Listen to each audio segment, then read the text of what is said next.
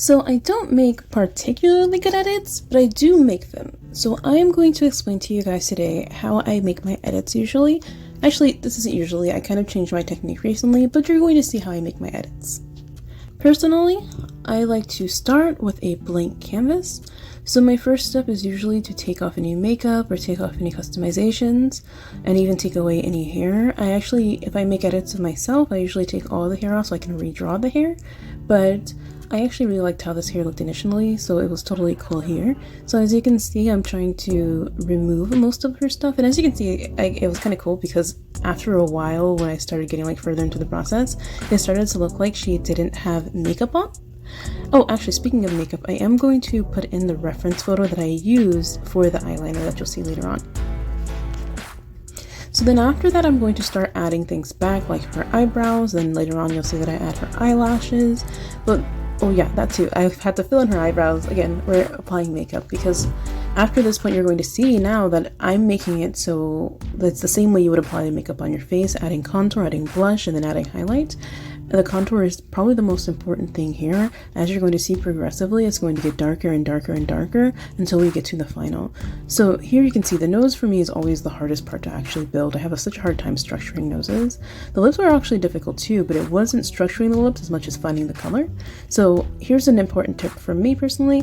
I like to fill in the slit of the lips with the darkest color from the skin because it gives more dimension and it makes it look like the lips are under the lipstick. Does that make sense? A lot of times I feel like when I don't draw it well, it's as if I just drew the lipstick, but you want to make sure that the slit is very apparent, very dark in contrast to the lips, and you want it to have a bit of more of a natural tone, and you don't want it to be the exact same tone as the rest of the lips.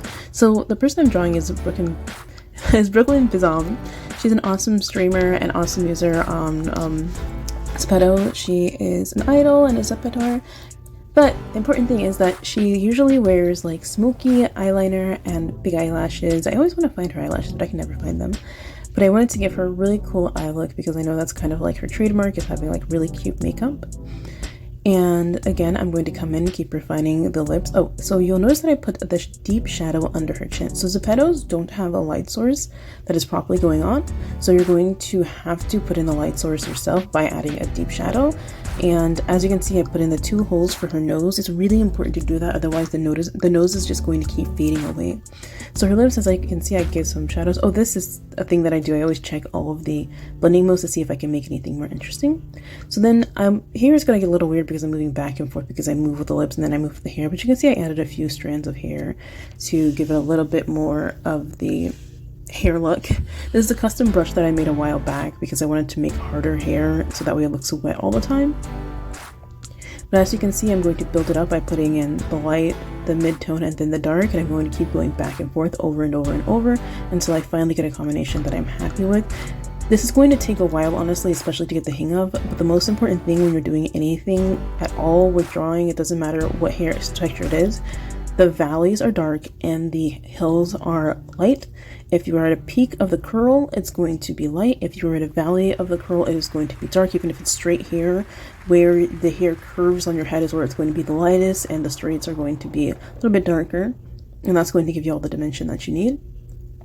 So as you can see, I'm kind of reaching a point where I'm pretty satisfied with how the hair looks. Again, we're trying to get a vacation look, but just what I kind of figured from her sunglasses, I was like, oh, she kind of looks like she's going to well, she did say that she was going on this really cute vacation, but this is the kind of look she looked like she was going for, so I wanted to emphasize that. So you're going to see that I'm going to add a second shadow in here, but I want you to note that this shadow is a cooler color. Oh no, it's a cooler color, and that's going to make it look a little more dimensional. And then again, we're going to add these highlights, the soft highlights first, and then the dark highlights. Remember, you're going to do soft, then dark. Wait, soft then hard. So then I did the lip gloss, and I went back into her nose so I can finally do the final restructuring of her nose. You're going to see that you want to leave a little bit of a highlight around the actual holes of the nose. Nostrils, they're called nostrils. A little highlight around the nostrils so that way it looks a little bit harder against the shadow. And then I finally found a color that I was happy with her lips. It took so much back and forth. And then finished on the highlights, and then I'm going to give highlights in her eyes. And then here, as you can see, I'm darkening the hills. And through those hills, you're going to put little highlights through the hills. Valleys. Replace what I just said with valleys. So you're going to see that I'm going to go on to her accessories after this. And her chest, I don't like to do too detailed because I think it looks prettier when they're not as detailed.